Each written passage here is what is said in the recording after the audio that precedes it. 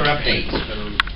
The Executive Board will discuss and plan further efforts to ensure transferability, and in fact, this should actually have been a copy of the previous item, which is take actions as necessary, and that's what we're going with since it's a continuation from last week. So bear that in mind. Okay, so Dr. Bell is with us today to discuss this.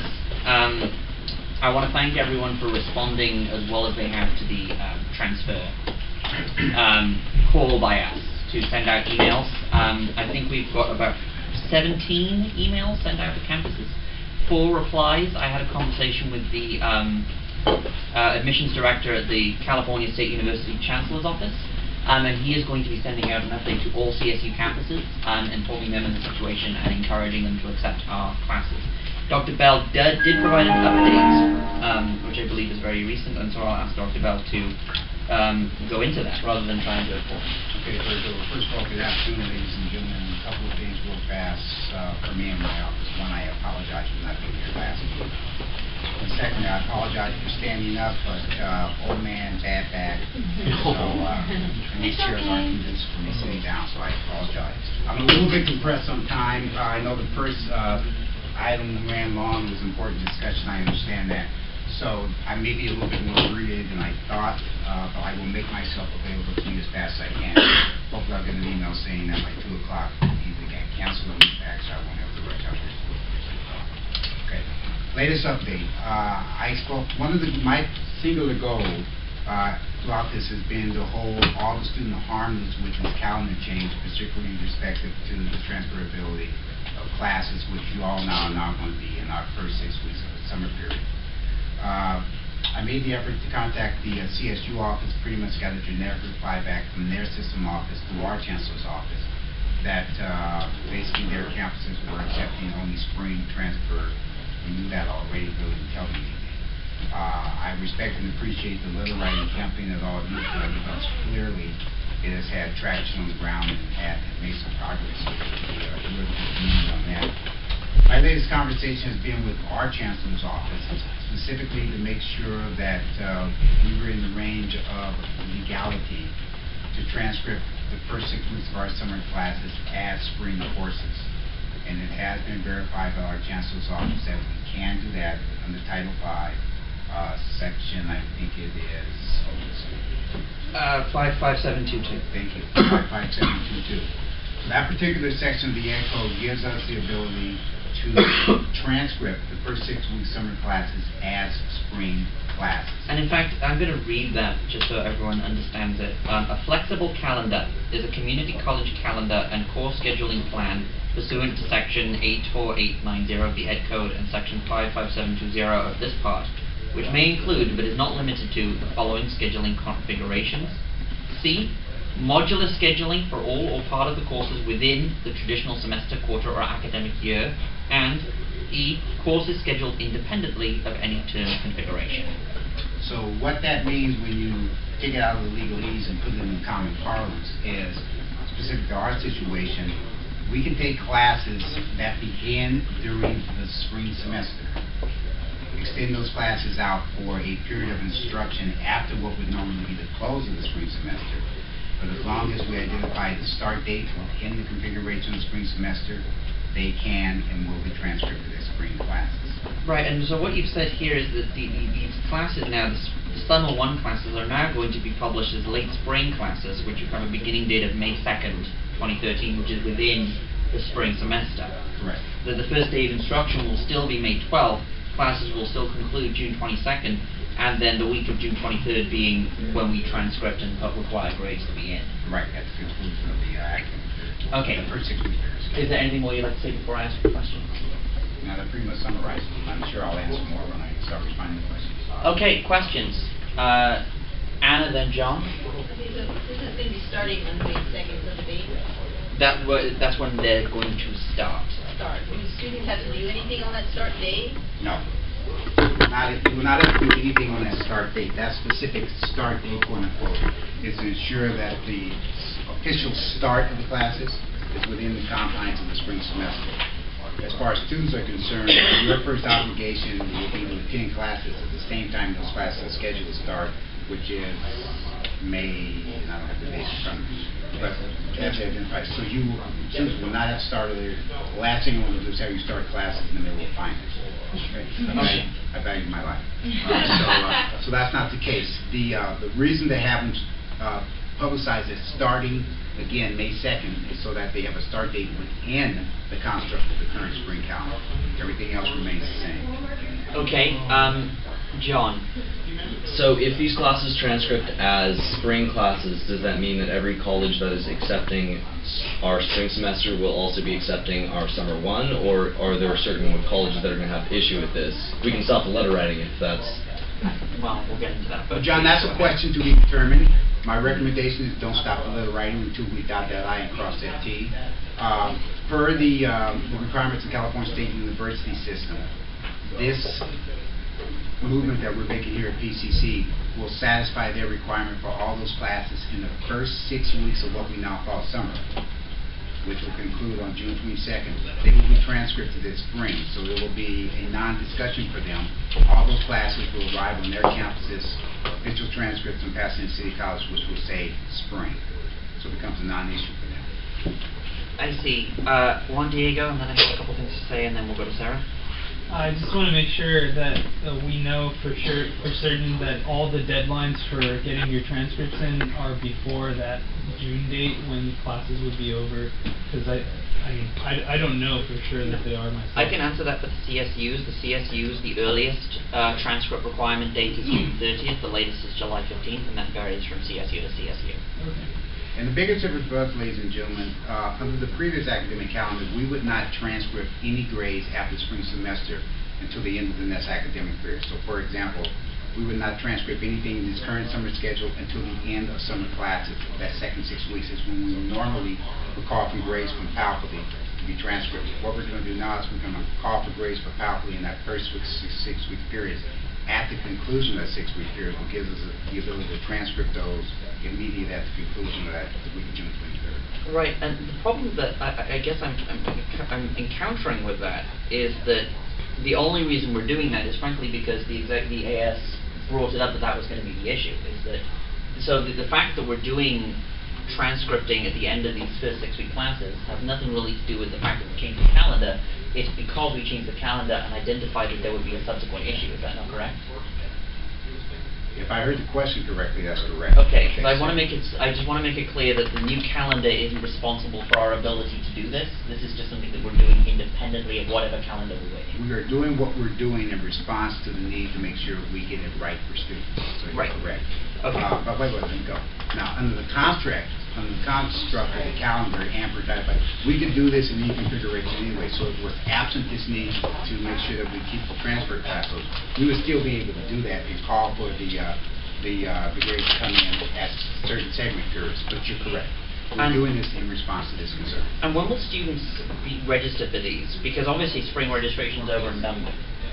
So when will these classes be open for registration? Will they be open for registration at the same time as Summer 1? So does that mean that if I wanted to take a Summer 1 and Summer 2 class, I would still, because the initial plan was that I would register for Summer 1 and Summer 2 at the same time. But now these are late spring classes. Now we've changed what they are. They're not actually starting in summer anymore. Right. So when do we do the registration start and stop for that? And then we're going to have to do a separate start and stop for Summer 2. We will register these classes, and I'm going to take the fifth on this one because I'm working the details on that right now. In fact, I have other people working the details. For these 6-week classes, the first 6 weeks of the summer, i.e. extension of spring, all those classes will become available for students, for all of you to register online, probably in about a week or so. I think at the latest it'll be right after spring break. So it's probably going to be separate from summer registration. That's in fact it will be separate because the way we're doing registration with the implementation of Banner, anything in the spring is in our current system, right. Santa Rosa. Anything in the summer is in the new system of Banner. So these classes will be in Santa Rosa. Second half of summer going forward will be in Banner. And this may be a question you don't necessarily want to answer, and if you don't, that's absolutely fine, but my understanding is that one of the justifications for making this calendar change and doing it as a trimester rather than having 2 distinct summer sessions was so that we wouldn't have 2 start-up registration periods because that was expensive. That's absolutely right. And so, but now we've changed the calendar. We were going to have just the one startup period. Now we're going to have two startup periods. We're going to have two startup periods, and that's a cost that the college is going to bear, but that's to make sure we can take care of this issue and get the transfer right. Going forward, it will be one period. And will within that one period, so is that saying that for 13-14 we're not going to have summer 1, summer 2, we're just going to have a summer?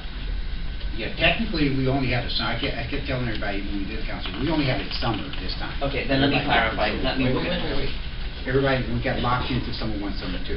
So going forward, 13-14, we'll have fall 13, spring 14, summer 14. 3 distinct periods. And within summer 14, will we still have the 2 and 2? Within summer 14, you'll have the ability to take 6 and 6, or 12, and we're going to need probably amounts of 9-week classes in there. And we're going to try to ensure that those 6 weeks, again, that they remain transferable for fall 14? We can definitely take that as a consideration. What I anticipate is when we go to the new calendar as far as transferability goes, that won't be an issue with the 4 years. But if it does present itself as an issue, yes. Because clearly the issue that we've encountered is that the classes aren't being done by end of spring. That's the issue that we've That's the issue encountered. we're dealing with right now. So but it sounds like next year we're going to have the same issue.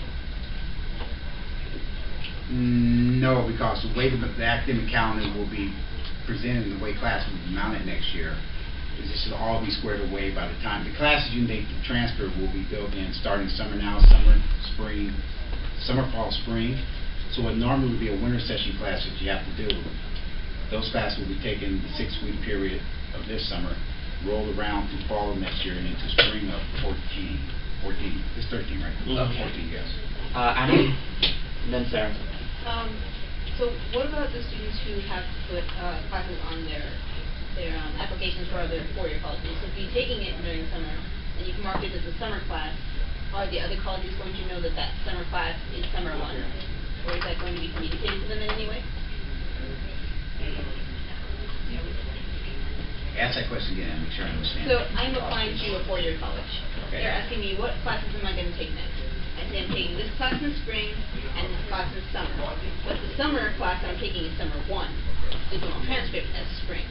Are we supposed to write that in as spring and change that on our applications? Or are the colleges going to know, oh, when PPC says summer, they mean spring?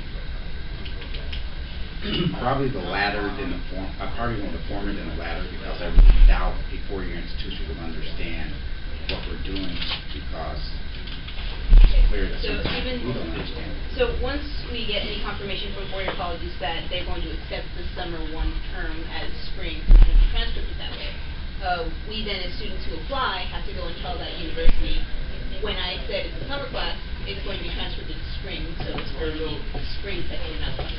Fall 13 transfer or fall 14? Yeah, fall 15. Fall 14? 13. 13, okay. Probably the latter again. It's difficult for me to answer that question. I mean, having done transfer admissions at USC, in both USC and UCLA, which is why I struggled a little bit when I heard the CSU was so rigidly adherent to a spring identification on the transcript, because the pattern then had been to make sure that the course was completed and officially transcripted by a certain date, by which the university then had to make the decision, which is why when we first went through this, I said that as long as these classes completed pretty much the same time frame as we would have last spring, students should have been fine, because that was my past experience. But obviously things have changed within the California State University system. I don't anticipate that would be a major issue if it's if you could identify that it's a summer class on a previous application and now it's going to be transcribed in the spring. I would assume, and there's an assumption, and I'll have to check this, that the receiving institution, transfer institution, would want to make sure that those classes are officially transcribed at the point at which you presented it for consideration for transfer. And that'll all be prior to or at the same time that it was normally completed last spring. I'm not answer around that question, I just don't have a clear answer. Okay, Sarah, then Pablo, then John. Okay, so just to be clear, the classes transcripting in spring is not a guarantee that CSU or a UC will accept them. Well, Sarah, it's the best guarantee I can give. The reason I say it's a guarantee is it meets the specific statement that I received via our chancellor's office from the CSU system office saying that Our system colleges will only accept classes that are transcripted spring 2013. This meets that requirement. So it should dot the i's and cross the t's with respect to that. Now, will there be variation because we send letters to some campuses and so now let's say, well, wait a minute, you said this, but now you're doing it? Yeah, that'll probably work, but Okay. we'll deal with it. So the short answer is no. There's no guarantee that this is going to work. Well, I think it is a guarantee because I don't. If the CSUs came back and said we can't do this, my question to them would be, help me understand why you can't do this when it meets your letter-specific requirements. And then the second question to that is, I mean, acceptances are going to start coming out in a couple weeks here.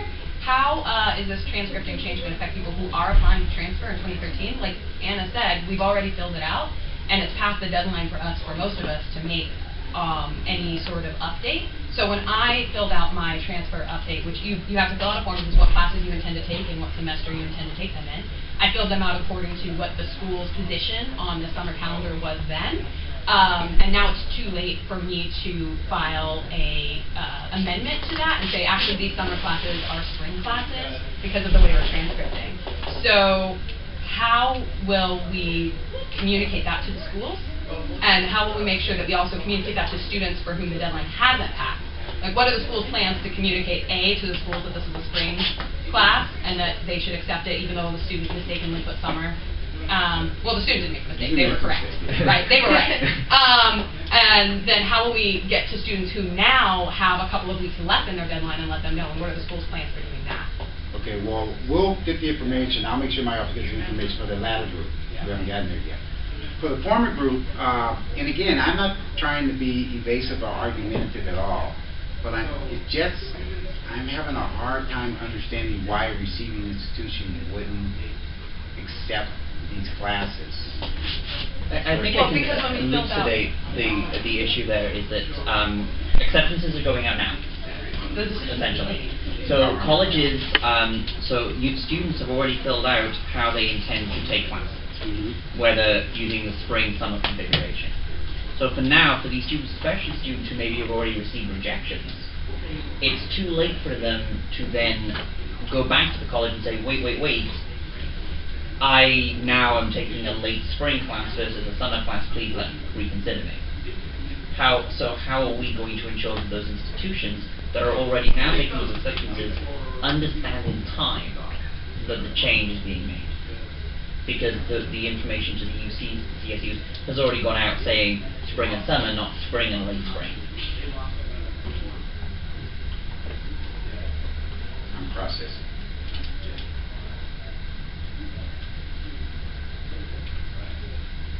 Okay. Do it again. Walk me through that again, because some part of that. I'm a student. I am applying to a CSU or a UC. Okay, so let's say you've applied to Cal State Los Angeles. Okay, Cal State Los Angeles wants me to tell them, and I haven't done the process, so maybe someone who has can help me out here. That, because I'm never transferring apparently, that they want to know when I'm going to finish my coursework to complete their requirements for a full 13 transfer, correct? So you tell the transfer university I'm taking these 4 classes in spring 2013 at PCC. We've already But I filled that haven't out. told them that. We had to fill out that No, application. but what you've done previously is you told them, okay, Yeah, I'm in these summer. classes in the fall now. Here are the classes I plan to take in the spring. And here's what I plan to Here's take what I in plan to summer take in one. the summer. Right. Okay, so you've given them a profile of 4, 5, 6, 7 classes, which you will complete from January of 2013 Through June 30th, but the problem is that they're not considering the date, they're considering the semester. That's been the issue. That's just how the process works. And so they've been looking at the semester, they haven't cared whether or not our summer classes are going to end in June or in August. To them it's a summer class. So that's what we've been trying to explain by getting in contact with the CSUs and UCs. The problem is because we haven't made that contact and had that confirmation as we have with Humboldt. So Humboldt will be fine because they will see those students who have put on their info that they plan to complete a summer 1 class. They'll be fine. Make sense? How much so far? But for those students who haven't got confirmation with that they'll accept summer 1 classes, even though now we're saying that in the next few weeks they'll end up transcripting in spring, the decision is going to be made on those students based on what they gave to the institution, which is spring and summer. It's not spring and late spring. But I think one of the other requirements at the end of spring is submitting your transcripts, because I mean there is that review at after fall, and of course reviewing the classes that you intend to enroll in, and that is it is a great question in regards to the students that have submitted classes that they're intending to take in either the spring or the fall. And then they are going to look at the final transcript as well to make sure to see, okay, what classes were taken from fall to spring. Look, I'm not being argumentative. So, in the past, a year ago, for example, any of our students who were transferring out and left us last summer, transferred fall of 12 at this time last year, they would submit an application for a transfer institution, say January-ish. Where they said, okay, I completed these courses fall 2011, 12. I'm taking these courses, and I'm 13, I'm going to take these classes in the spring. Our spring classes last year would have completed in the last week of June, which typically meant when we got to a transcript before you probably late June, early July. If you know that's out, would be great. Okay. So we would have been able to submit an official transcript showing all your coursework completed up to that point, official transcript by about the end of June. So chronologically, we'll be able to do the exact same thing now. But what I'm hearing the main concern is it will show spring now, under the plan now, will show spring, it will not show summer. So that's problematic, is that correct? Partly because a lot of this is contingent on being accepted. Because obviously you get accepted provisionally in you completing those classes, correct? So I would receive an acceptance saying, yes, you got in, no, you didn't. Please then submit your transcript proving you got in. So they're not actually basing acceptance based on our transcripts. They're basing acceptance based on what we told them we were going to complete. Okay. But now we have to go back and tell them, well, now please reconsider me because I'm taking late spring. It's not summer. Oops, I got it wrong, or the college got it wrong, whoever got it wrong. So now please reconsider me, but acceptances are already going out. But at the end of that process, when you go back, if you were to go back and talk to them again, they're still considering you on the same classes that you would have completed at anyway, correct? Assuming they accept you. If they reject you on the basis that you're taking a 7 13 and you need to complete by spring, so sorry. Anna, I guess you want to say something. So, yeah, when I applied to Cal State Long Beach, I was filling out the update form online and putting in my classes. So I told it I have 1, 2 classes in spring, and then 1 class I need to take in the summer. And when I checked that little blurb that said this class is going to be in the summer, it says, hey, you didn't fulfill the requirements in time, or you should, this is when you're going to take your class. So that's what they're basing it on, is that this summer is going to be too late, so you're not going to be done with the requirements in order to get into it. Okay, and that would seem to me to connect back to the generic thing we've gotten from them that all those classes have to be taken in the spring. But now that we're telling them, well they're going to they are really spring classes now, but that's too late for the students who've already filled out those update forms. Which is everyone. And who are now basing their acceptances. Because once they reject you, it doesn't matter. Yeah. What Yeah, times are you I taking. got rejected. People are being rejected on this basis now. Look, guys, I'm not being smart. This is not clear, and I'm not being smart. I almost slipped it. Someone's going to have to sit me down. I'm visual. Someone sits down and show me this, because I think I know what you're saying, but it's just not coalescing right now. I think the point that I'd like to make is that there are students who have been rejected from CSUs and maybe UCs. Yeah, maybe UCs. On the basis that they would be completing in summer 1, not spring. Yeah. And that it is now too late for them to go back and tell those institutions, well, really, we're changing it up again and we'll actually complete in Okay, spring. just okay, I got it. Sorry about this. Okay, thank you. Just wait. So from your perspective, is that a large-scale concern? Is it a large concern in getting the spring classes in place? Does anyone in this room actually have that issue? I'm already rejected, so I don't know what you can do about it. No, my point is But anyone that who's issue- received a rejection on that basis. Yes. So there are 3? Well, not a rejection, but my application was sent back to me. Luckily, the schools that I applied to told me your classes that you signed up for, you're not going to meet your requirements to transfer, so we're not going to review your application. And that was based upon the fact that I had said that I intended to take one of the requirements. There are 4 for CSUs during summer semester. So like I said. So they said, when they saw summer, they said they're not going to make it, so therefore we're not going to consider it because one of your requirements is going to be done for summer. What we're telling them now is, no, actually it's going to be done during spring, but you've already got but you've already gotten a letter from them saying that. Well, you told us. Okay. So I'm slow. You clicked in. Yeah, I got it now. Okay, and so, John, you want to say something? Yeah, okay. I had a lot of things to say. I'm going to try to focus it because I do know you have at 2 o'clock. As far as the taking as summer or spring, I feel like this is the kind of thing where if the students were informed in advance, they would be able to write spring on the summer one. So if these classes would transcript as spring, this would be dealt with. But I do unfortunately have to pay lip service to why I believe that this is an issue. And I don't believe that anyone here expects you to be omniscient in all decisions pertaining to the college and different constituent groups on campus. But this is the reason why we have the shared governance process, to try to get through all of these kinds of concerns, so that when the proposal goes to the Board of Trustees for approval, these kinds of things don't fall through the cracks, and the students don't end up having to wait another entire year to get transferred. So I do have to ask, what mistakes did the executive committee identify, if any, with the process regarding the implementation of the new student calendar? And what would you do differently, essentially, if this were placed in front of you? Okay. So it's pre or post? Before the recommendation or after the recommendation? After. After the recommendation. Okay, well, obviously, one of the key mistakes I identified is, because I know I'm on record having responded to Trustee Israel and Trustee Waugh, I believe at an August board meeting. This question was put to me whether or not the change would affect students with respect to classes in the summer, and I said something to the effect, it's not the direct quote, that no, I don't think so, because these classes will complete in the same time chronologically as our normal classes complete in the spring. And I'll hold with that statement. What I didn't take into consideration, and I'm speaking for me, so recognize I'm in the administration, but this doesn't transcribe to everyone, so I can't answer your question in administration. Let's do administrator.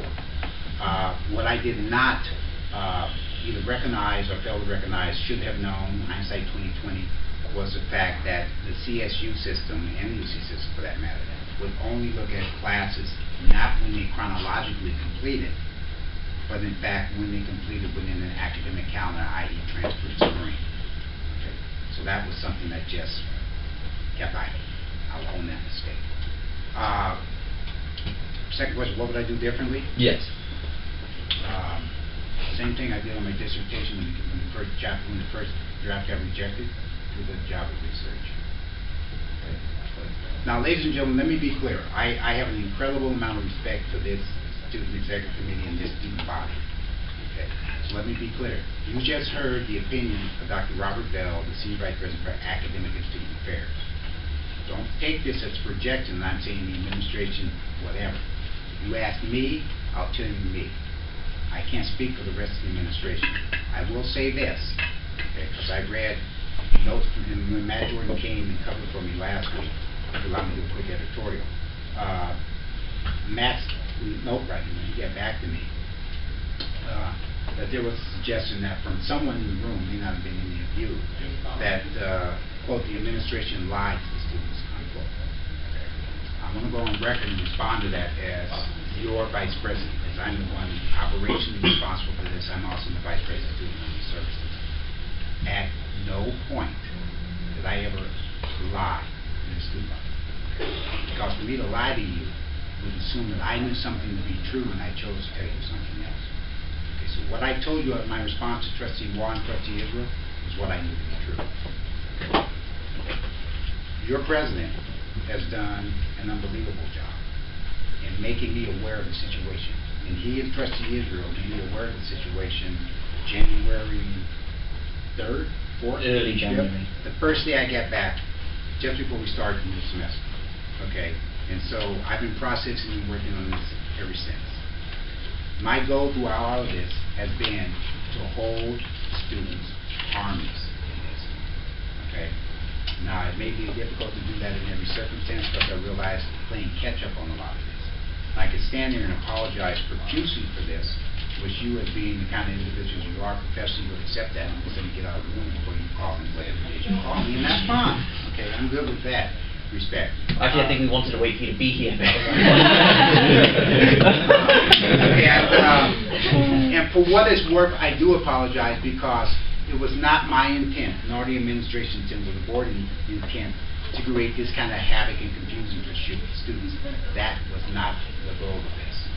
Okay, and it's not a condition of me not being here in November and having called it earlier, yada yada yada. And I respect the fact that everybody said, "Oh, Dr. Bill, we need to give them a pass for November," maybe to an extent.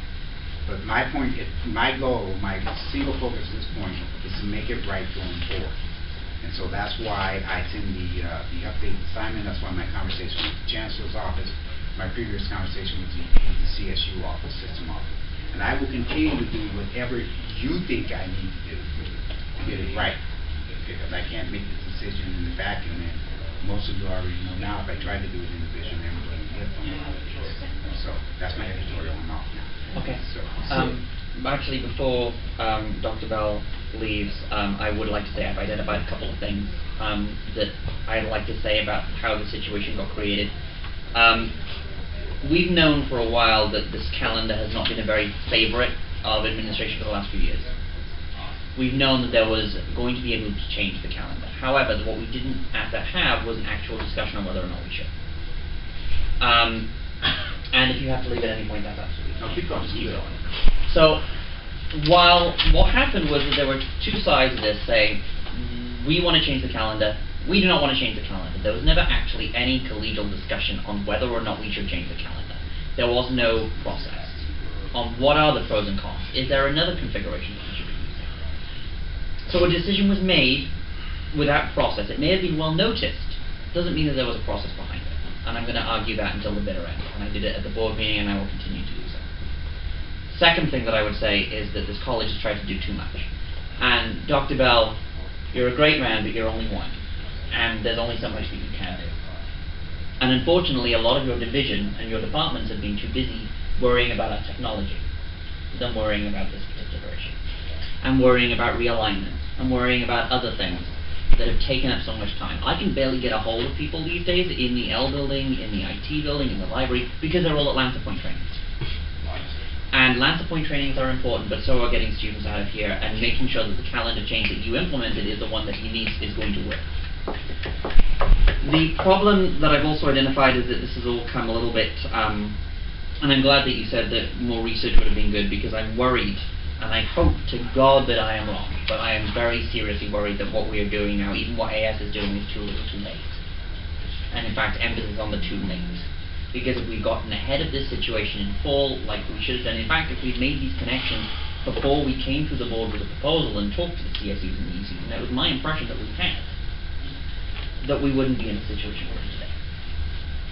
So that's the few things that I have to say. I'm sure there's more to come, but I'll open it up to comments and response from anyone. Juan Diego? One thing that we mentioned last week at our meeting was that students, in anything that involves like a student calendar or any type of decision that's going to affect students, that students need to have necessarily need to have some sort of a say in the matter, whether it be like an actual vote or whatnot. But before any kind of a change in the future, I'd like to see students' opinion, or student opinion taken into account before the decision is made. I think the exact phrase you're looking for is joint formulation of recommendations to the government. Well, let me say this. I am obviously I demonstrated this afternoon. I'm slow sometimes picking up on things, but I'm not slow picking up on that. It would be my individual directive to myself to make sure that if we ever enter a discussion where we're ever considering anything that's going to have this kind of magnitude change, that we do everything we can to do research and dot the I's and cross the T's, because I don't ever want to put any of our students in this discussion again. I don't ever want to have to confront having a discussion with students about this again. So we have my commitment to that. I'm sitting in that vice president's chair, which I don't know how long I'll be, but however long it is, we have my commitment. Thank you. And one thing I say before I go to Sarah is that I don't think we should stop letter writing, calling, and continuing to stand on those digital desks, as Tom put it. Partly because I think that's our responsibility to students, and partly because I think, with all due respect, we left this situation in the hands of the administrative officers, and we're here today, and I don't feel comfortable leaving it there. And you're not going to get a thing from me. And actually, ladies and gentlemen, I'm convinced that your voice has more impact on the CSU system than mine does. If only we'd known that earlier. And I would like to see, hopefully at some point, I know that you say you can only come here and take a response from you as the Vice President from Student Services Academics. I would like to see some kind of statement from the Executive Committee, something that represents the entirety of what formulates the Executive Committee moving forward, because as much as I respect what you say, and I have a lot of agreement with you on the things that you said today, I think that it's important that the other voices that were part of this conversation give some kind of representation to us on how this happened, why it happened, and how they're going to avoid it happening again. Thank you. Sarah? I want to say, first off, just get up on the right foot. I appreciate that you understand that this has caused havoc and uncertainty and drama and fright and all of these things among the student body, and that there are students who will be spending another year working minimum wage for 30 hours a week and going to school 30 hours a week at PCC and scraping by, which is not, a small thing. And I know you appreciate that, and that this change has caused that to happen for students. And that for a lot of students it is already too late. It is already too late. They will not be transferring. They've gotten the rejection. It would take a mighty act of God for a school at this point to reconsider them. Or ASPCC. Or ASPCC, yeah. Or ASPCC. It would take a lot of work for that to happen. But with all due respect, this information was available to you and to the board at that August board meeting. I was sitting next to John Fraser, sorry to put you on the spot, who had a packet that was, I think, 20 pages long, with research that he'd done online about the transfer dates and the transfer requirements and what schools accepted summer and what schools didn't accept summer. And he wasn't ever given an opportunity to present that information. There were students who tried to present that information at that meeting who couldn't even get into the door of that meeting, to tell you. That meeting,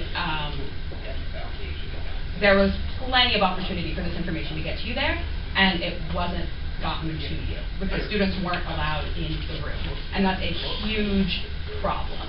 And there were also ample opportunities between then and January 1st when we had the ISPCC work on this. There was a student petition circulated that cited this very concern that was presented to the Board of Trustees. This information has been available for a long time from students who have been very concerned about this issue from the very beginning of the calendar change. And so I think I appreciate your understanding of this problem. Moving forward, it's really important that when a bunch of students get upset about a change like the calendar, that you understand and that you as an administrator, and the administrators, plural, understand that that emotion doesn't come from nowhere. There are real reasons, there are real facts, there are real problems, and that it's not something to be waved away. And in fairness to Dr. Bell, he's not responsible for the conduct of that meeting, which I also completely disagree with, and I think I made that clear at the time. And I've made it clear that there are other people who are responsible for how Board of Trustees meetings are conducted, and I think that that's part of the reason why I would like to hear something from the group, because I think that part of that group has something to do with that. Are there any more comments and questions and actions and so forth? So I will let you go now, I think. John, I'm sorry. I'm sorry, John. Oh, no, please. No, go ahead. Is that for me?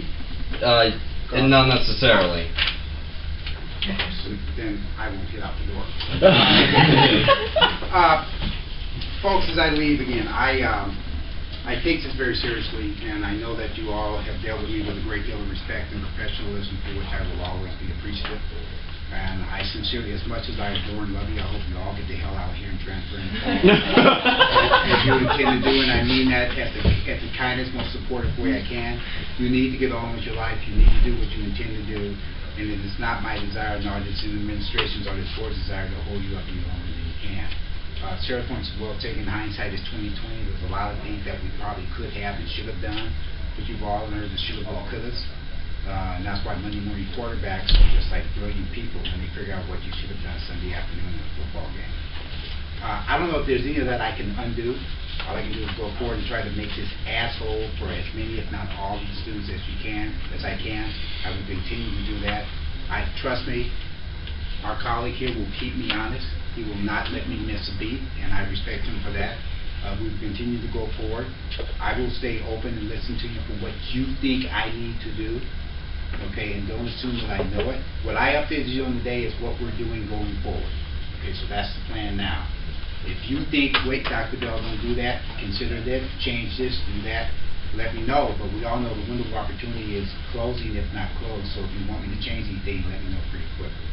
And I think I'll say that thank you for coming and representing, and I think we respect you definitely as a person, as administrator. Our issue is that hindsight may be 20/20, but when these issues happen and they affect this many people, it damages our faith, and it damages our ability to believe that while there may be the best of intentions, there isn't the ability to execute. And that's a college-wide issue, I think. And I think that that's something that we need to express. Accepted and heard. And again, folks, I thank you. I appreciate a lot of respect for all of you. I apologize for this situation. But as fast as I can walk, it isn't fast anymore. I'll keep grinding. Okay? Thanks, folks. Thanks for the time. I appreciate it. Okay. Any more discussion on the trimester? John, you had something? Yes, quite a bit. Okay, so I had done a little bit of research as to this specific decision. Myself, mainly last night, as far as this goes, I outlined the actors and stakeholders in the decision to cut the trimester. I'll get down to the conclusions, though. I think we all are fairly well aware of what happened. I had outlined several different alternative policy moves that the administration, in brackets of course, because administration refers to the actors who made the decision, could have taken in order to make sure that this problem did not happen in the first place. And I'd suggest we move forward in some way in recommending them. The method will leave to interpretation. To refer the student calendar change to all bodies on campus for impact analysis on August 29th. This was a vote that was actually taken and failed by a single vote on the Board of Trustees, with a 3-4 vote. And the advisory was no, correct? Yes. So if the advisory had counted, we may not be here. Okay, just curious. Yes. Before the date of institutional necessity, with an understanding of the impacts, choose to make a responsible recommendation. The date of institutional necessity was October 5th.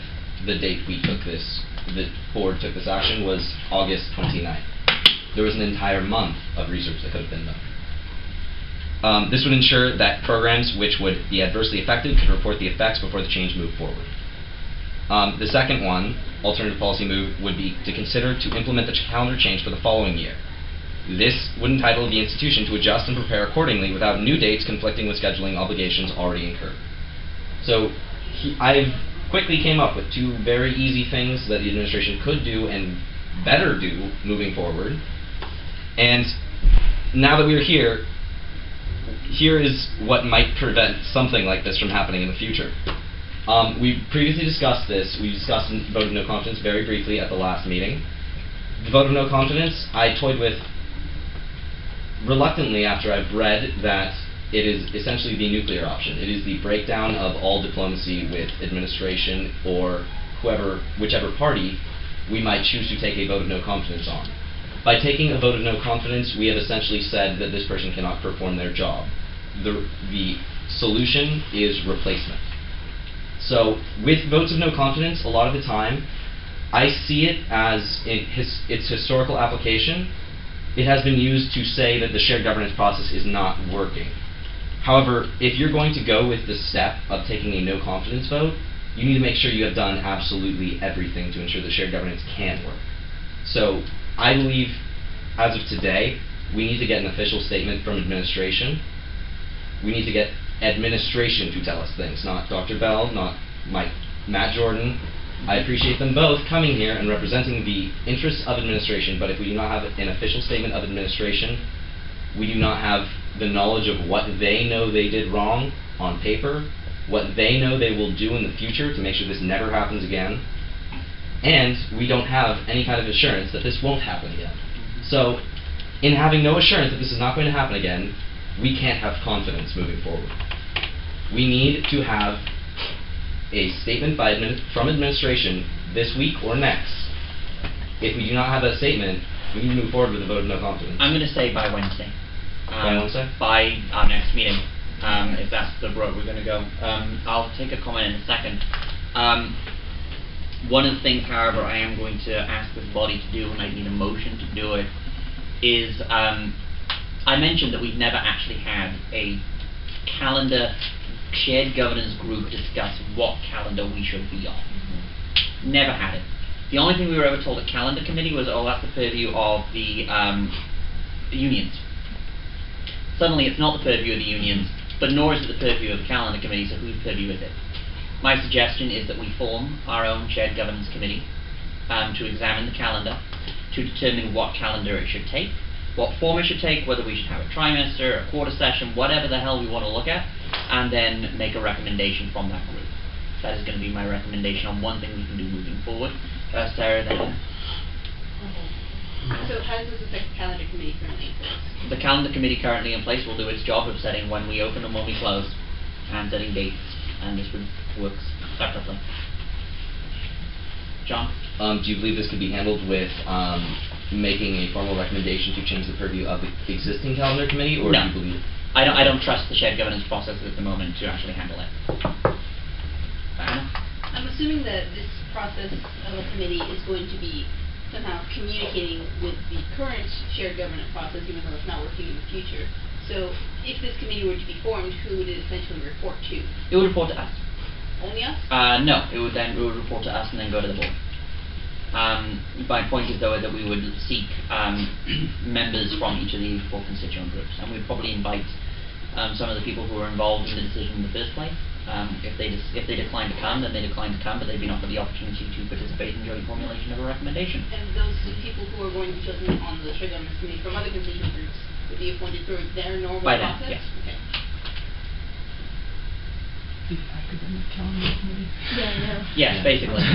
Juan, Diego, and then we have a public comment. Oh, that was my comment. That what would be the title of the committee? That's details. You can look at it. Yeah. I'm not sure if we really need another calendar committee that may or may not be kind of defunct, or for the administration to basically roll over. The academic senate of the faculty have already put together another calendar committee. This would be the 3rd one. And, I mean, do you really need another one? You're already doing a lot of extra work that you shouldn't be doing. And it's about time, I think, that students really realize that it is broken, it has been broken, and it's time to decide what to do and not give it another, I mean, I'm just speaking as a faculty member. You guys decide what you guys do. What I'll say, though, is that the faculty, if they created another group of their own, have not invited us to participate. And I think that is a shame on the faculty, on the academic senate. If they wanted to discuss academic calendar, they should have brought us into the room. And I would say the same thing with the administration. I don't like the idea of any group on this campus making vacuum decisions, because that's what's gotten us in this place. Is there a student representative on the calendar committee, on the shared The governance? current one, yes, there are 5, but we do nothing there. I mean, what is the point of the calendar committee currently? It sets dates, and we're told what to do in that committee. Very clearly, we're told that the academic calendar is not in our purview. It's set by unions, but now it's set by the board, so that it's done for us. All we need to do is rubber stamp when we start classes, when we What end makes you classes. think that this one will be any more effective? Because Campus. I would be giving it a charge. I would be giving it a charge that says by a certain date, I want to have a recommendation on what our academic calendar should look like, which we can then send up. And what would be the point of the other academic calendar committees? I have no idea what they're doing. They don't have a point as far as I'm concerned. So then what would the administration, which calendar committee do you recommend that the administration, adhere to? Oh, none of them. This would go to the board. This would not go to the administration. Thank you. Aaron. I'm going to bounce off what you said, and it's my opinion that there is a systemic problem with shared governance, and the administration doesn't understand how shared governance works. And I think by solving individual problems that we're not really going to solve the systemic problem. And I think the Wi-Fi lounge closure is sort of like the model I'm going to use. The law requires anytime administration makes a decision that affects the students, that they have to first consult the students and then take any recommendations of the students with great care and consideration. And to just sort of randomly one day decide, well, we're going to close this at this time now. And then have all these students trying to get in, all these students who have planned to use this facility, And then to not even tell student government. When I was running student government, if anything closed, if there was going to be construction that the city was doing, I got a phone call, I got an email. So administration doesn't communicate. There's a systemic problem that needs to be dealt with, not putting out whatever fires that they start as they start. But here's the thing, is that I'm going to say that there are two issues. And this is just my opinion, there are two separate issues. One is, what is our calendar should it look like? And the other is fixing shared governance. I don't think they're mutually exclusive. I think we can do both at the same time. John, then Sarah. Okay. As far as this goes, I actually had something as well to fix the systemic issues, is that I believe that we will be able to cut off a lot of these problems at the stem by changing the bureaucracy of the shared governance process. As of right now, shared governance committees report to college council, which then reports to the superintendent president, which then reports to the board of trustees. Kind of. Some of them report to college council, some of them don't. But all of them report to the superintendent president. Correct. Which then reports to the board of trustees. In theory. In theory. Exactly. That is the problem, is that there is a theory and there is no proof. If we were to change the shared governance policy, and I unfortunately didn't finish the recommendations for the text, but I'll have that for next week, to have the shared governance committees report directly to the board of trustees, to have their recommendations included in the board of trustees packets, there's no more excuses from the board of trustees. There's no more, we didn't see this, we didn't have all of the information, and quite frankly at this point, the recommendations of the executive committee trump shared governance consistently in the board of trustees decisions. So if we're able to have a side-by-side of these two recommendations, we have that kind of leverage to say, we gave you all of the information, you are elected officials, you have all of the availability of this information, you can decide now. Okay, Sarah, then Victor, and then I'm going to ask for a direction. Okay, so the issue was not a hindsight issue, it was a foresight issue, it was a research issue, it was a being aware of the needs of your student body issue, it was a letting people speak at a public meeting issue. That's the issue we have with the calendar issue. You know, and we'll continue to see Matt Jordan and Dr. Bell come here into this room and be nice guys and explain to us that personally they think things didn't go the way that they should, and personally that they are going to do as much work as they can to fix it in the future. And we're going to see that until the end of time. The people who are making these decisions, who are not listening to your recommendation, you guys already made a calendar committee recommendation. You recommended, after polling the student body, what the students needed. You represented the students in the formal shared governance process. Every constituent group on campus was represented formally. People tried to speak, informally, formally, I guess, I don't know what that is in the Board of Trustees meeting, as their personal representatives.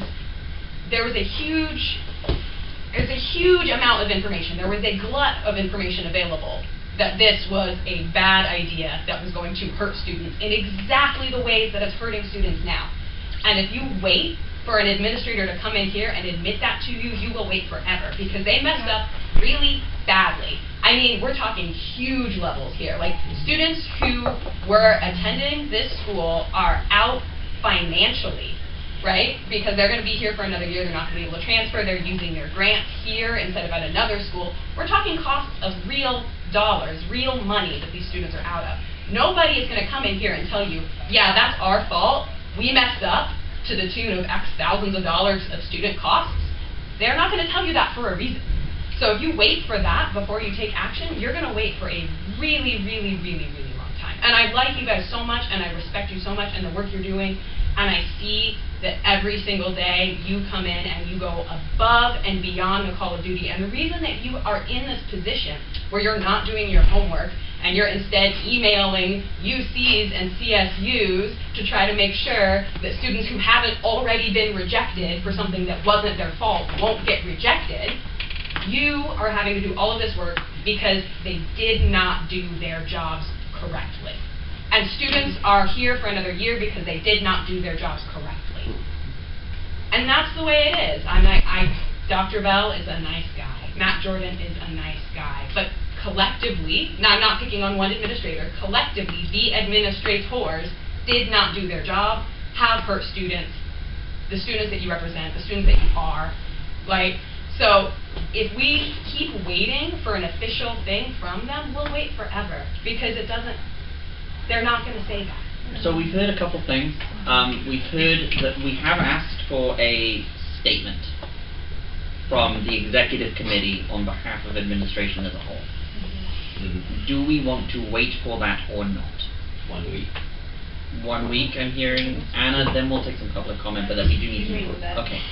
Victor, then over here. One thing that I haven't really heard in this whole discourse is the word accountability. You know, how many times have they promised you? How many deadlines have they given you? How many times have those promises been broken? You know, we've reached a point. Bob Bell comes in here into this meeting and says he doesn't know what the hell he's doing. He just said it right now. It's on tape. He said that. You know, you're having to explain to him how the transfer process works. This is a guy getting paid $150,000 a year for him not to know how to do this stuff. You know, you're already taking, like Sarah said, you're already taking on all this work. Why do you have to fix all their screw-ups? You know? Okay, thank you. Kelly, then Nagam, and then I want to hear from the board on where to go, because we do have a very full agenda left. Going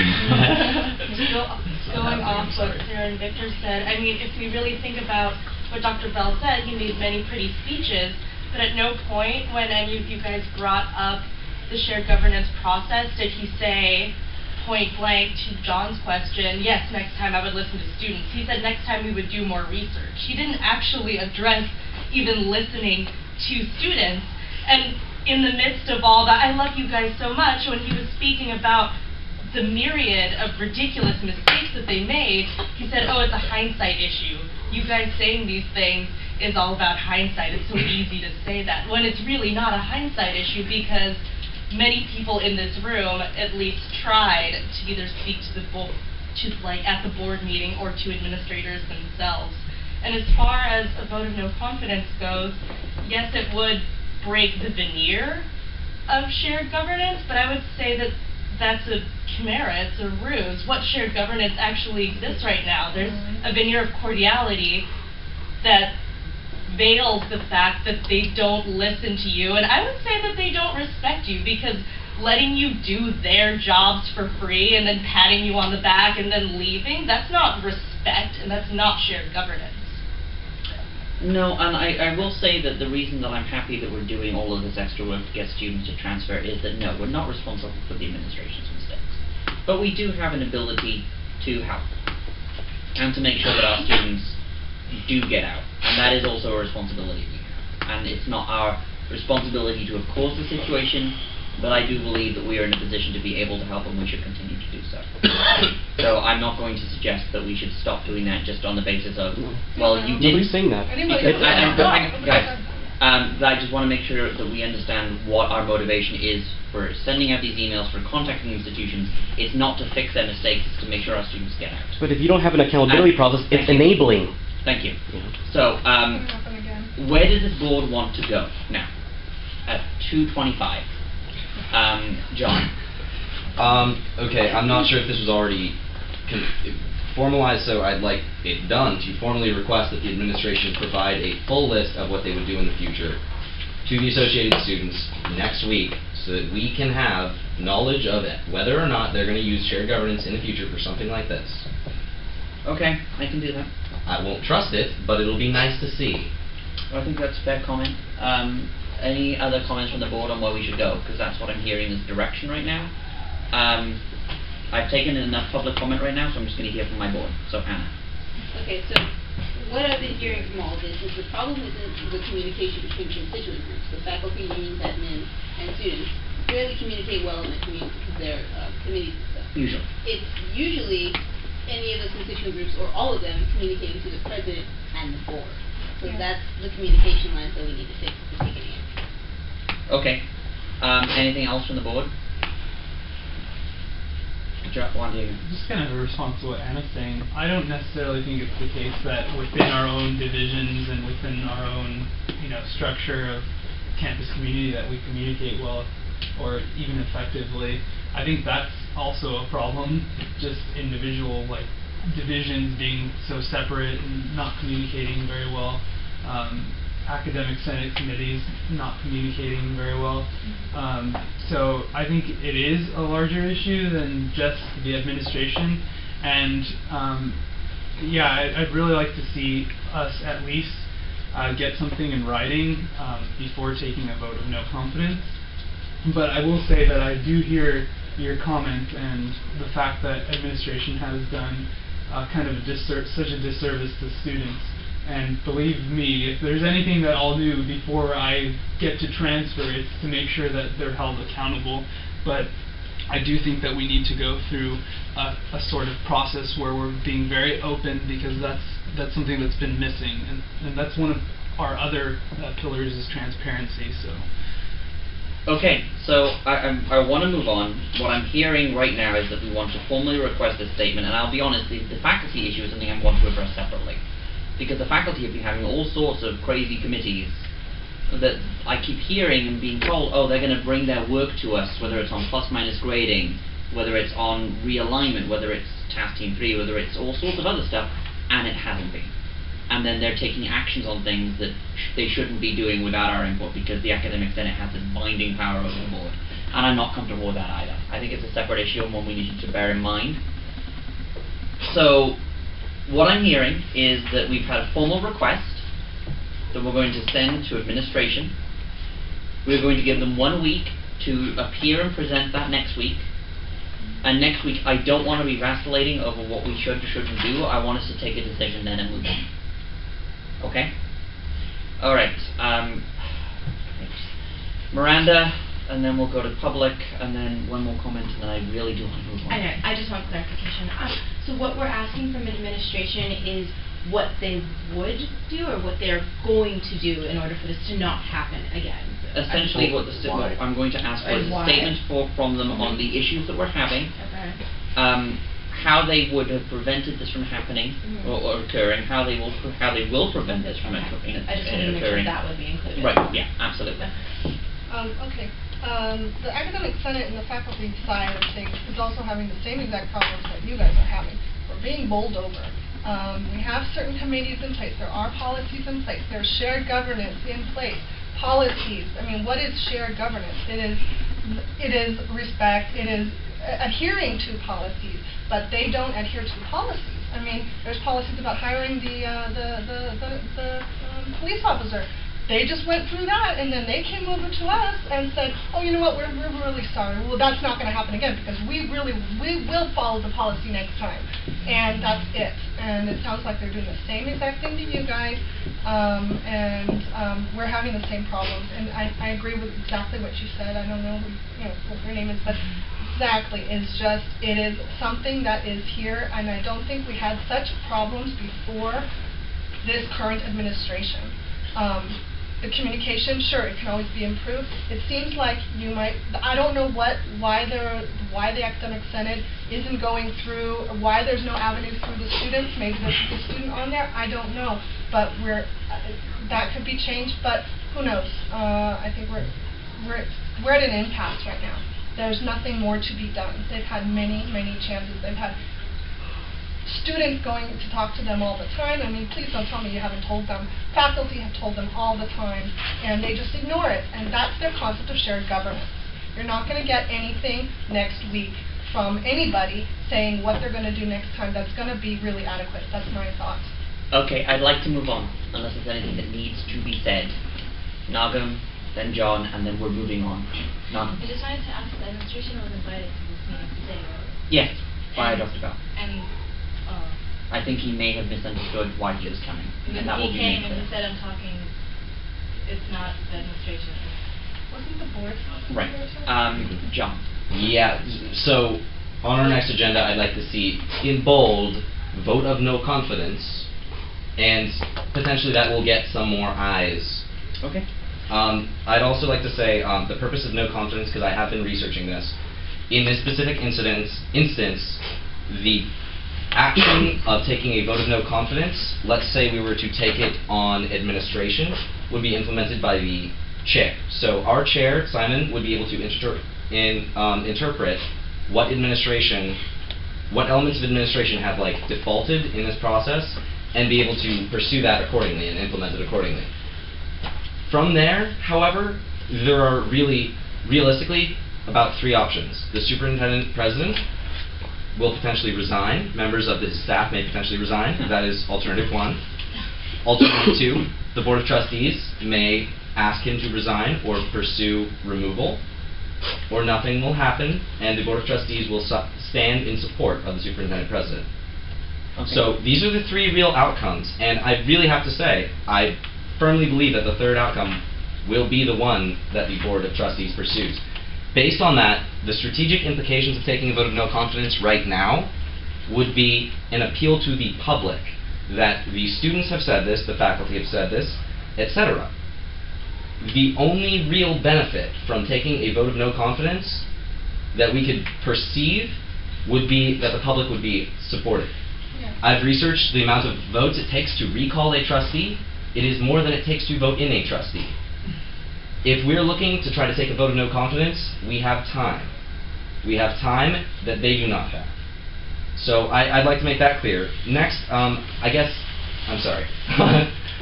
I would like to clarify that I did not believe that this Bob lied. I believe the other Bob lied.